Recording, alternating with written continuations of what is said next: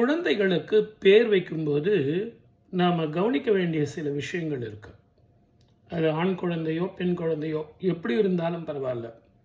முதல்ல தகப்பனது குலதெய்வம் யார் அப்படின்னு முதல்ல நம்ம தெரிஞ்சுக்கிட்டு அதற்கு தகுந்த மாதிரி அந்த குழந்தைக்கு பேர் வைக்கணும். ரெண்டாவது, இன்றைக்கி அரசாங்கத்தினுடைய விதிகள் என்னங்கிறத புரிஞ்சுக்கணும். தாய் தகப்பனுடைய இனிஷியல் போடணுமா, அவங்களுக்கு என்ன வேணும் அப்படிங்கிறத முதல்ல நீங்கள் கேட்கணும். ஆமாம் சார், என்னுடைய மனைவி நேமே வேணும், என்னுடைய பேரை வேணும் அப்படின்னா நீங்கள் 2 பேருடைய இனிஷியலை போட்டு அந்த குழந்தைக்கு பேர் வைக்கணும். ரெண்டாவது, எல்லா குழந்தையும் எதிர்காலத்தில் வெளிநாடு அப்படிங்கிற விஷயம் கண்டிப்பாக நடக்கும். அப்போ பாஸ்போர்ட்டில் அப்பா பேர், அம்மா பேர், இந்த குழந்தைகளுடைய பேர் அதையெல்லாம் விளக்கி எழுதுவாங்க. அந்த மாதிரி விளக்கி எழுதும்போது அந்த பாஸ்புக்கில் ஃபுல்லாக டைப் அடிச்சிருக்கும். அப்போது வெளிநாட்டுக்கு போகிற குழந்தைங்களுக்கு அது ரொம்ப கஷ்டமாக இருக்கும். இதையெல்லாம் நீங்கள் பேர் வைக்கும்போது அந்த பேரண்ட்டுக்கு நீங்கள் சொல்லுங்கள், எதிர்காலத்தில் இந்த குழந்தைங்களுக்கு இப்படியெல்லாம் பிரச்சனைகள் வரும். அதே மாதிரி 2 பேராக வைக்கலாமா அப்படின்னு சொல்லுவாங்க. ஒரு இஷ்ட தெய்வத்தினுடைய பேர், குலதெய்வத்தினுடைய பேர் சேர்த்து இந்த குழந்தைக்கு பேர் வச்சா நல்லா படிக்கும்ல சார், நிறைய பணம் சம்பாதிக்கும், நிறைய சொத்து, எல்லாத்தோட மனசாந்தியோட நல்லா இருக்கும்ல சார், நாங்களே நிறைய சம்பாதிக்கிறோம், அந்த சொத்து சுகத்தை பார்த்தாலே போதும் சார் அப்படின்னு நிறைய பேர் சொல்கிறாங்க. இதெல்லாம் கரெக்டு தான். ஆனால் செட்டியார் குடும்பத்தில் நீங்கள் பார்த்தீங்கன்னா ஒரு 5 தலைமுறைக்கு உண்டான தாத்தா பாட்டி பேரை தான் மறுபடியும் வச்சுக்கிட்டே வருவாங்க. அவங்கள போல நான் வாழணும், அவங்கள போல கோலோச்சணும், அவங்கள போல தான தர்மம் பண்ணணும், அவங்கள போல நான் வாழணும் அப்படின்னு அவங்க எல்லாம் அந்த முன்மாதிரியாக அவங்கள வச்சாங்க. ஆனால் இன்றைக்கி நம்ம பார்த்திங்கன்னா இஷ் புஷ் குஷ் அப்படின்னு சொல்லிட்டுலாம் அந்த கடைசியில் பேர் வைக்கிறோம். ஒரு பேர் வைக்கும்போது நல்ல ஞாபகம் வச்சுங்க என் அன்பு நேயர்களே. பாதி நேயர்கள் நெட்டில் பார்த்துட்டு ரொம்ப நாலேஜோடு தான் இப்போ எங்ககிட்ட வராங்க.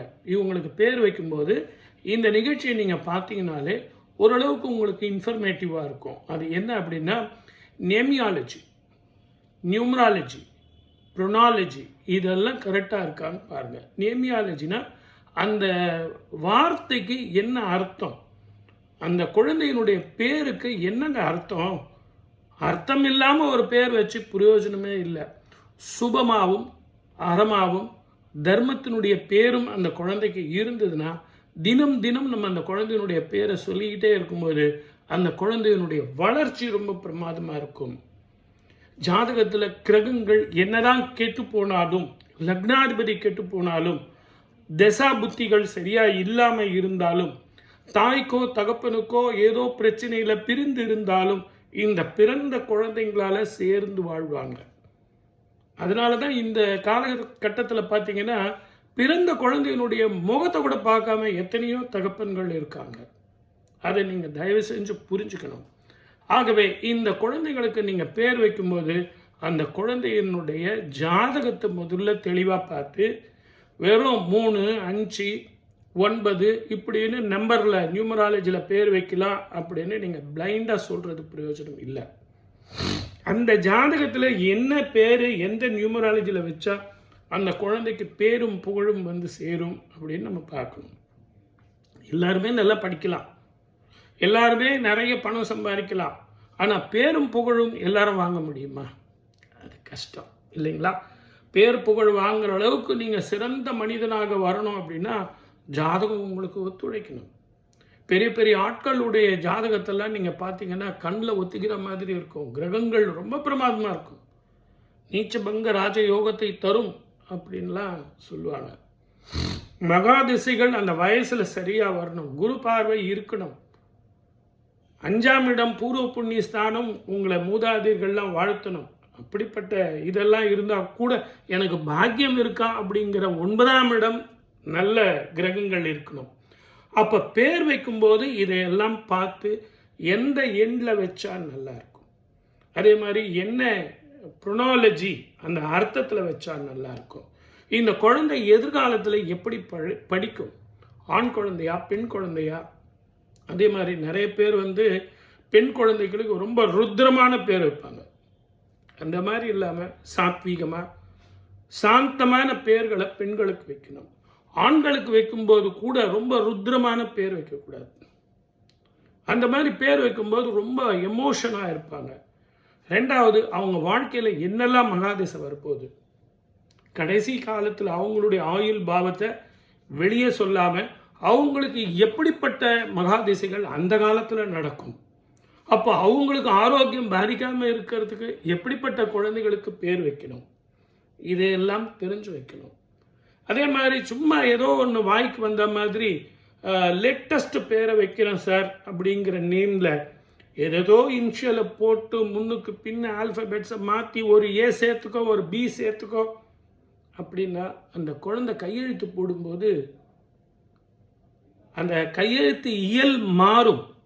அந்த கையெழுத்து இயல் தான் ஒரு குழந்தையினுடைய பிபியையும் ஹார்ட் பீட்டையும் அந்த உணர்ச்சி ரொம்ப அதிகமாக எடுக்கக்கூடிய குழந்தையாக அது இருக்காது. ஒரு சாத்விகமான சாந்தமான குழந்தையாக அது இருக்கும். இல்லைனா ஹைப்பர் டென்ஷன், எப்போ பார்த்தாலும் அவன் சுற்றிக்கிட்டே இருக்கான் சார், ஸ்கூலில் திட்டுறாங்க சார், அவனை பாஸ் பண்ணவே விட மாட்டேன்றாங்க சார், எல்லா குழந்தையும் அவன் போட்டு அடிச்சிடுறான் சார் அப்படின்னு நீங்கள் அடுத்தவங்களை குற்றம் பண்ண சொல்கிறத விட அந்த குழந்தைக்கு எப்படிப்பட்ட பெயர் நீங்கள் வச்சிங்கிறத புரிஞ்சுக்கணும்.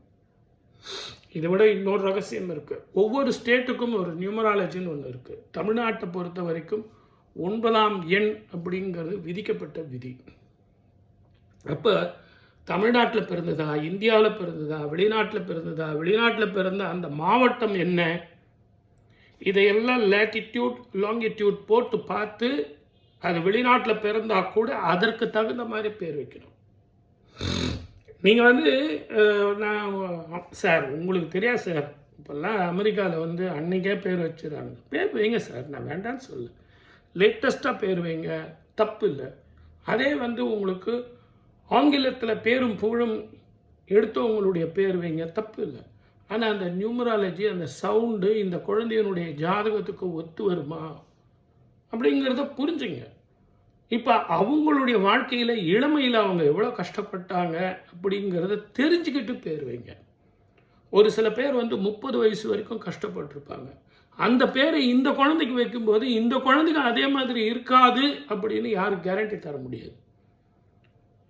நலன்னு சொல்லிட்டு யாராவது இது வரைக்கும் பேர் வச்சுருக்காங்களா? அது நீங்கள் கொஞ்சம் யோசிக்கணும். ஸோ நான் எந்த பேரையும் நான் தப்பு சொல்ல விரும்பலை. அதே நேரத்தில் சந்தோஷமாகவும் ஆரோக்கியமாகவும் பேரும் புகழும் எடுக்கணும். அதற்கு என்ன வழின்னு தான் நான் உங்களுக்கு சொல்கிறேன். ஆகவே ஒரு குழந்தைக்கு பேர் வைக்கிறதுங்கிறதுக்கு என்னை பொறுத்த வரைக்கும் நான் சொல்கிறது, நான் தாங்க பேர் வைக்கிறேன், நான் தான் பேர் வைக்கிறேன் அப்படிங்கிறதுலாம் கிடையாது. அந்த குழந்தைக்கு நல்ல வாழ்க்கை வரணும்னு சொல்லிட்டு நானும் என்னுடைய ஆசானும் என்னுடைய குருவையும் நான் வேண்டிக்கிட்டு என்னுடைய குலதெய்வத்தையும் இஷ்ட தெய்வத்தையும் வேண்டிக்கிட்டு தான் அந்த குழந்தைக்கு பேர் வைக்கிறோம். அந்த குழந்தைக்கு அந்த பேர் வைக்கும்போது ஜாதகம், ப்ரொனாலஜி, நியமியாலஜி, நியூமராலஜி, அஸ்ட்ராலஜி எல்லாம் கலந்து ஒரே டைமில் சக்ஸஸ்ஃபுல்லாக பேர் அமையும். நீங்களாக சொல்ல வேண்டிய அவசியமே இல்லை. ஒரு ஏச் சேர்த்துங்க, ஒரு ஏ சேர்த்துங்க, ஆட்டோமேட்டிக்காக அமைது பாருங்கள். அதுதான் இறைவன் கொடுத்த வரம். குழந்தைகளுக்கு யார் பேர் வைக்கிறது அப்படின்னா இறைவனே பேர் வச்சு அனுப்புகிறான்.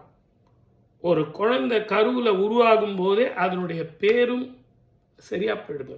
நரேந்திரன் அப்படின்னு சொன்னால் யாருக்காவது தெரியுமா? தெரியாது. ஆனால் விவேகானந்தான்னு சொன்னால் எல்லாருக்கும் தெரியும். அதனால தான் சொல்கிறேன், அந்த பேர் தான் ஒரு மனிதனுடைய வாழ்க்கையும் எதிர்காலத்தையும் மாற்றிக்கொள்ளக்கூடியது.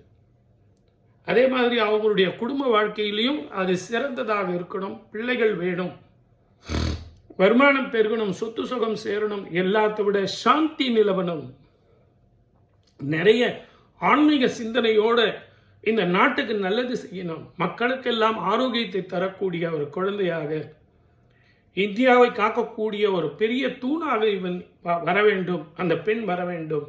அப்படின்னா அந்த பேரை நீங்கள் செலக்ட் பண்ணுறது சரியான பேராக இருந்தால் நான் நிச்சயமாக எழுதி கொடுத்து சொல்கிறேன். என்ன திசை, 7 சனி, அஷ்டம சனி, அர்த்தாஷ்டம சனி, கண்டக சனி, ராகு திசை, கேது திசை, மார்க திசை, எந்த திசையாக இருந்தாலும் அந்த பேரே தலையெழுத்தை மாற்றிவிடும் என்பதுதான் ஒரு சின்ன ரகசியம். நம்ம நிறைய பேசுவோம், சப்ஸ்கிரைப் பண்ணுங்கள், ஷேர் பண்ணுங்கள். இன்னும் நம்ம பேசுவோம். நன்றி, வணக்கம்.